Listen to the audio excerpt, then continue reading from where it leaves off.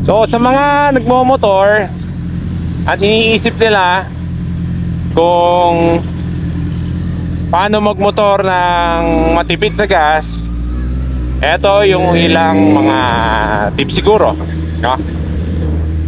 Siyempre depende kasi sa laki ng makina eh. The more na malaki ang makina mo, expect mo malakas sa gas. Meron din namang mga motorsiklo talaga na matipid, gaya ng mga 110cc. Matipid talaga yan.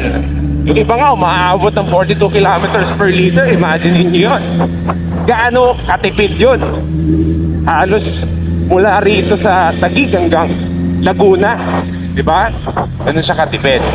So isa sa mga fuel saving tips, kagaya nito, pababa na kalsada, kahit wag mo na masyadong igas, kasi meron naman siyang takbo eh. Tumatakbo naman siya pababa, gumagana naman yung engine brake mo, hindi ka naman nagmamadali, so makakatipid ka. Pero kung yung pababa na, tapos bibigain mo pa yung throttle, malakas ka talaga sa gas, diba? Eh magkano na gas ngayon? 67 sa iba, 68. Yung iba naman 58, pero malalayong lugar na, diba?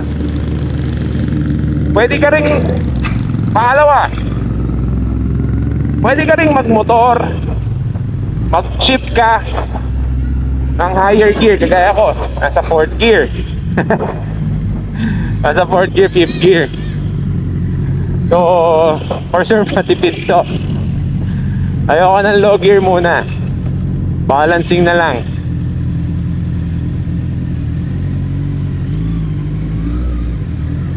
Tsaka ito, pag gantong stop and go, expect mo na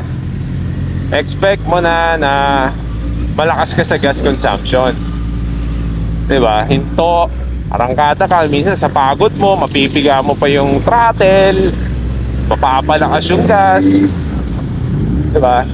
Pero mas matipid din kung tumatakbo ka ng dire-diretso.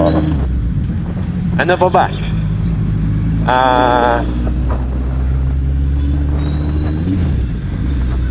Iwasan mo mag high revolution. Siguro yun yung pangatlo. Iwasan mo mag high revolution, dahil mas mataas yung rev mo, mas mataas yung gas consumption, diba? Ang kagandahan nga ngayon, mga fuel injected na FI na yung mga motor, diba? Depende na lang yon sa pagpiga mo ng motor siklo mo. Pero kung ikaw yung tipo ng rider na piga ka ng piga, carburetor na yung motor mo, tapos pipigain mo pa ng gusto, eh malakas talaga yun sa gas. So yun lang naman. Mamaya papagas tayo. Hanggang doon na lang, maikling kwentuhan natin. Salamat sa panonood ng walang kakwenta-kwentang vlog ko. Pag nakaabot ka sa video to, pa-like naman, pa-follow, pa-share na rin kung may oras ka. Yun lang, salamat. Ingat tayo.